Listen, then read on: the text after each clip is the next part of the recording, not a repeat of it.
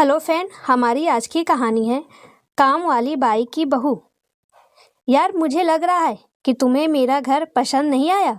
अच्छे ने उसके साथ अपने घर में दाखिल हुई समीक्षा के चेहरे पर उभरे भाव को देखकर प्रतिक्रिया व्यक्त की। ये कौन है? समीक्षा ने अजय की प्रतिक्रिया का कोई जवाब ना देकर घर में बैठकर चावल साफ कर रही महिला की ओर इशारा करके प्रश्न किया। मेरी माँ है। ठीक है, अब मैं जा रही हूँ। अरे, ऐसे कैसे जा रही हो? तुम तो मेरी माँ से मिलने आई थी ना? हाँ, तो मिल तो ली ना, और क्या करना है? एक मिनट रुको, जरा मैं भी माँ से पूछ लूँ कि इन्हें तुम पसंद आई हो या नहीं।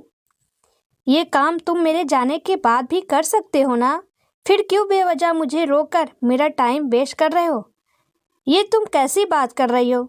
तुम्हें मेरा घर और हम माँ बेटे का रहन सहन पसंद नहीं आया तो साफ साफ बता दो, ताकि मैं बिना अपने दिमाग पर प्रेशर डाले आसानी से इस डिसीजन पर पहुँच जाऊँ कि हम दोनों के रास्ते अलग हो चुके हैं। तुम ये तो मान ही लो कि हम दोनों के रास्ते अलग हो चुके हैं, लेकिन इसकी वजह ये नहीं है कि मुझे तुम्हारा घर और घर के लोगों का रहन सहन पसंद नहीं आया। इसकी वजह तो ये है कि मुझे झूठ की बुनियाद पर रिश्ते की शुरुआत करने वाले लोग पसंद नहीं हैं। मैंने तुमसे रिश्ते की शुरुआत करने के लिए कौन सा झूठ बोला? यू मीन टू से कि तुमने कोई झूठ नहीं बोला? नहीं। तुमने मुझसे ये कहा था या नहीं कि तुम्हारी माँ विद्या निकेतन पब्लिक स्कूल में टीचर का जॉब करती है? हाँ, तो इसमें झूठ जैसी कौन सी बात है? इसमें जो सच्चाई है वो मैं तुम्हें बता देती हूँ। झूठ खुद बे खुद अलग हो जाएगा। एक्चुअली इस बात में सच्चाई यह है कि तुम्हारी माँ विद्या निकेतन पब्लिक स्कूल में जॉब करती है, लेकिन स्कूल में झाड़ू पोछा और टीचर्स स्टूडेंट को पानी पिलाने का। मेरे कहने का मतलब ये नहीं है कि ये काम तुच्छ या घटिया है, लेकिन मैं ये ज़रूर कहूँगी कि कोई लड़की तुम्हारी लाइफ पार्टनर बनने से इनकार ना कर दे इस डर से उसे एक स्कूल में काम वाली बाई का जॉब करने वाली माँ को स्कूल टीचर बताकर बेवकूफ़ बनाना हर एंगल से गलत है। मेरे भैया के पढ़ लिख कर जॉब में लगने से पहले मेरी माँ भी हम लोगों की ज़िंदगी काटने के लिए कोई दूसरा काम कर पाने में सक्षम ना होने की वजह से लोगों के घरों में झाड़ू पोछा करने और बर्तन कपड़े धोने का काम करती थी। पर मैंने ये बात तुमसे कभी नहीं छुपाई, क्योंकि मैं ये सच्चाई छुपाकर अधूरे सच या झूठ की बुनियाद पर अपनी लाइफ के सबसे बड़े रिश्ते की शुरुआत नहीं करना चाहती थी, जबकि तुम मेरी और मेरी फैमिली की आंखों में धूल छोड़कर हम दोनों के रिश्ते की शुरुआत करना चाहते थे। इसलिए गुड बाय टू यू। बेटी, एक मिनट रुककर मेरी बात सुन लो। फिर तुम्हें लगे कि तुम्हें अपने फैसले पर पुनर्विचार करना चाहिए तो पुनर्विचार कर लेना और अपने फैसले पर कायम रहना। सही लगे तो कायम रहना। मैं तुम्हारे साथ कोई जोर जबरदस्ती नहीं करूँगी और ना अपने बेटे को करने दूंगी।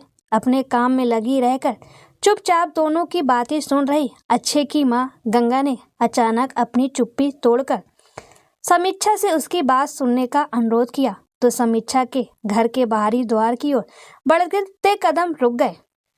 मैं आपकी बात जरूर सुनूंगी, लेकिन आप एक बात जान लीजिए कि यदि आपने मुझे यकीन दिलाने के लिए रोका है कि आप विद्या निकेतन पब्लिक स्कूल में काम वाली बाई का जॉब नहीं करती हैं, बल्कि वहाँ एज द टीचर जॉब करती हैं, तो इसमें सिर्फ आपका और मेरा टाइम वेस्ट होगा। क्योंकि मैं 3 दिन पहले स्कूल में टीचर के जॉब के लिए इंटरव्यू देने गई थी और इस दौरान मैं अपनी आंखों से आपको स्कूल में इंटरव्यू लेने वाली पैनल को चाय कॉफ़ी सर्व करते देख चुकी हूँ। समीक्षा ने पलटकर गंगा के करीब आते हुए उसकी बात पर प्रतिक्रिया दी। बेटी, तुम मुझे उस स्कूल में काम करते नहीं देखती, तब भी मैं यही नहीं कहती कि मैं स्कूल में काम वाली बाई की नौकरी नहीं करती, क्योंकि तुम्हारी ही तरह मुझे भी न झूठ बोलना पसंद है और न झूठ सुनना। तो फिर आप मुझे बचपन से आज तक ये क्यों बताती रही कि आप विद्या निकेतन पब्लिक स्कूल में टीचरशिप करती हैं? गंगा की दूसरी बार में कही गई बात सुनकर अच्छे ने उससे सवाल किया। बेटा, मैंने तुमसे कभी ये नहीं कहा कि मैं उस स्कूल में शिक्षिका हूँ। मैंने हमेशा तुमसे ये कहा कि तुम्हारी माँ उस स्कूल में शिक्षिका के पद पर नौकरी करती है।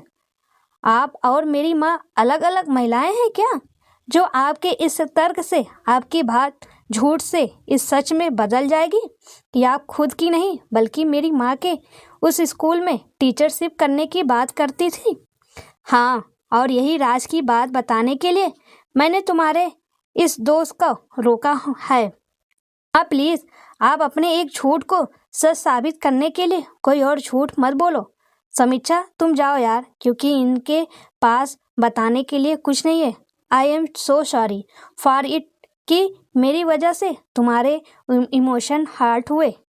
अच्छे, तुम्हें भले ही इनकी बातें मनगढ़ंत लग रही हो, पर मुझे इनकी बातों में सच्चाई नज़र आ रही है, इसलिए इन्हें वो बता देने दो जो ये बताना चाह रही हैं। Aunty please tell me what are you saying. बेटी, दरअसल बात यह है कि अच्छे मेरा बेटा तो है, पर मैं उसकी जन्म देने वाली माँ नहीं हूँ। इसकी जन्म देने वाली माँ विद्या निकेतन स्कूल की प्रिंसिपल श्रीमती शांति वर्मा है। जब उन्होंने 1.5 साल की उम्र में इसे मेरी गोद में डाला, तब वो उस स्कूल में टीचर थी, और जब तक इसने मुझसे मेरे काम के बारे में पूछना बंद नहीं किया, तब तक वो वहाँ टीचर के रूप में काम करती रही थी।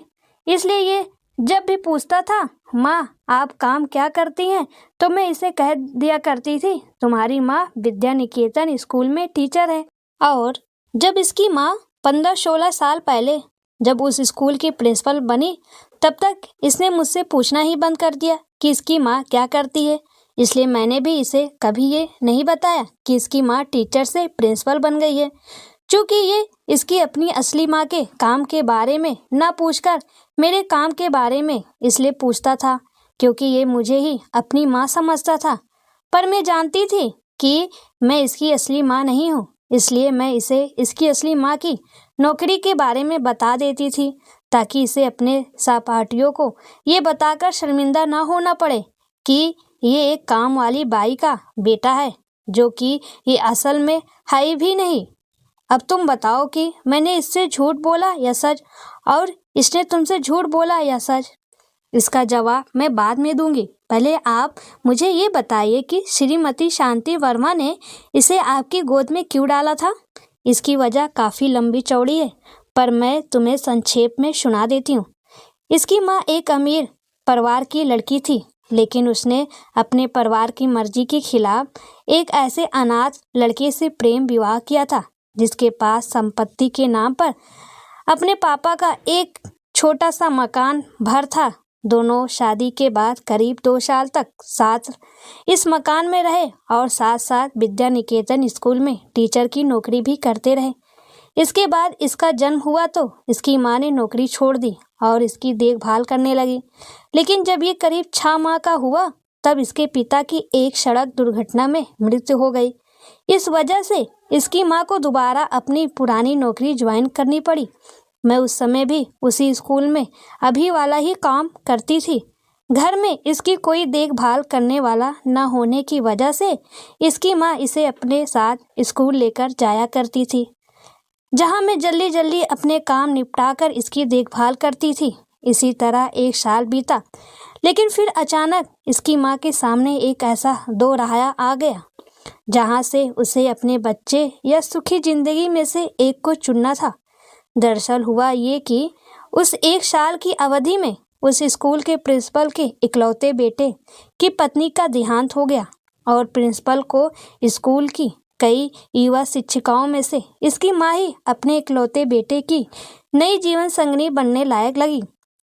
अमीरी में पली बड़ी इसकी माँ 3.5 साल की दंगहाल जिंदगी से काफ़ी ज़्यादा ऊब गई थी, इसलिए उन्होंने प्रिंसिपल के प्रस्ताव के साथ साथ उनकी ये शर्त भी स्वीकार कर ली कि उन्हें अपना बच्चा किसी अनाथ आश्रम में छोड़ना पड़ेगा। ये जानने के बाद मैंने इसे इसकी माँ से मांग लिया, और उन्होंने मुझे इसके साथ साथ इसके पिता का ये घर भी दे दिया। मुझे मेरे ससुराल वालों ने शादी के 3 साल तक बच्चा न होने के कारण बाज समझकर 1.5-2 साल पहले घर से निकाल दिया था, और मेरे भाई भाभी ने एक बार बड़ी मुश्किल से निकाले गए। मेरे जैसे बेमतलब को बोझ को दोबारा घर में प्रवेश देने से मना कर दिया था। इसलिए मैंने इसे ही ईश्वर का भेजा हुआ एक माँ सहारा समझकर पाल पोस कर बड़ा करना अपने जीवन का लक्ष्य बना लिया। बस यही इसके मेरे साथ और मेरे इसके साथ होने की वजह है। आंटी, अब मैं आपके सवालों के जवाब दे रही हूँ। एक्चुअली अच्छे ने तो मुझसे झूठ नहीं बोला क्योंकि इसे ये सब पता नहीं था, लेकिन आप सारी सच्चाई पता होने के बावजूद इसे ये झूठ बोलती रही कि इसकी माँ विद्या निकेतन स्कूल में टीचरशिप करती है। इसे मैं झूठ इसलिए कह रही हूँ क्योंकि मेरी नज़र में आप और इसकी माँ दो अलग अलग महिलाएं नहीं हैं, बल्कि एक ही महिला है। इसकी असली माँ सुखी जीवन पाने के लिए इसे किसी और की गोद में डालकर दोबारा अपनी नई गृहस्थी बसा लेने वाली श्रीमती शांति वर्मा नहीं है, बल्कि इसकी जिम्मेदारी व मोह की वजह से दोबारा अपनी गृहस्थी बसाने के बारे में ना सोचकर अपने आप को इसी के लालन पालन के लिए समर्पित कर देने वाली आप हैं। आपने अपनी ममता की छाँव से एक अनाथ और बेसहारा बच्चे को कभी कोई कमी महसूस नहीं होने दी। इसके लिए आपकी जितनी सराहना की जाए कम है। लेकिन आपने जो झूठ बोला उसकी सज़ा भी आपको मिलनी चाहिए, और उसकी सज़ा यह है कि आपको कल ही अपनी नौकरी छोड़नी पड़ेगी और मेरे जैसी हर समय बकबक करने वाली लड़की को अपनी बहू बनाकर उम्र भर झेलना पड़ेगा। बोलिए, आप ये दोनों सज़ा भुगतने के लिए तैयार हैं? तैयार हूँ। थैंक्स कहने से काम नहीं चलेगा, तो क्या करना होगा मुझे? हम दोनों माँ बेटे को एक एक प्याला चाय बनाकर पिलानी पड़ेगी। ओके, बट मैं भी एक प्याला पीऊँगी, ठीक है? मैं तुम्हें पीने के लिए मना कर दूँगी तो तुम भी चाय बनाने से मना कर दोगी क्या? बनाने से मना तो नहीं करूँगी, क्योंकि मुझे इस घर में बहू बनकर आने का रास्ता अपने लिए बंद नहीं करना है, पर बनाने में उतनी मेहनत भी नहीं करूँगी जितनी मेरा प्याला भी शामिल होने पर करूँगी। फिर तो तुम अपने लिए भी बना लो। चलो, मैं भी तुम्हारी मदद करती हूँ। क्या पता तुम्हें ठीक से चाय बनानी आती भी है या नहीं। ऐसा तो सोचना भी मत, क्योंकि काम वाली बाई की बेटी हूँ, इसलिए घर के लगभग सारे काम में एक्सपर्ट हूँ, और जो थोड़ी बहुत कमी है वो भी जल्दी दूर हो जाएगी, क्योंकि मैं काम वाली बाई की ही बहू भी बनने जा रही हूँ। घर के काम में एक्सपर्ट हो या नहीं, ये तो तुम्हारा काम देखकर ही बता पाऊंगी, पर अभी मैं ये बता सकती हूँ कि तुम बातें करने में काफ़ी एक्सपर्ट हो। ये बात तो मुझे ऑलरेडी पता है, क्योंकि मैं बातें करने में एक्सपर्ट नहीं होती तो इतना हैंडसम बंदा मेरे जाल में नहीं फंसता था। समीक्षा, मुझे लगता है तुम ये भूल गई हो कि तुम जिससे बात कर रही हो वो तुम्हारी कोई फ्रेंड नहीं, बल्कि मेरी माँ है। आई थिंक तुम्हें अपनी इस बचकानी बात के लिए माँ को सॉरी बोलना चाहिए। अच्छे ने समीक्षा को चिताया और उसे एक सलाह भी दे दी। बेटी, तुम्हें इसकी बेमतलब की सलाह मानकर मुझे सॉरी बोलने की ज़रूरत नहीं है, क्योंकि तुम्हारे मेरे साथ अपनी हम उम्र फ्रेंड की तरह बर्ताव करने पर मुझे कोई आपत्ति नहीं है। गंगा की बात मानकर समीक्षा ने उसे सॉरी तो नहीं बोला, पर वह गंगा को उसकी उदारता के लिए धन्यवाद देने से खुद को रोक ना सकी। फिर दोनों की शादी हो गई और वह बन गई काम वाली की बहू। सच में दोस्तों, कुछ औरतें ऐसे होती हैं जो अपना सुख और खुशी के चक्कर में अपने ही बच्चे को अपने से दूर कर देती हैं, और वहीं इस दुनिया में यशोदा जैसी माँ भी होती हैं जो दूसरे के बच्चे को भी अपना बच्चा समझकर उनको सारी खुशियाँ दे देती है।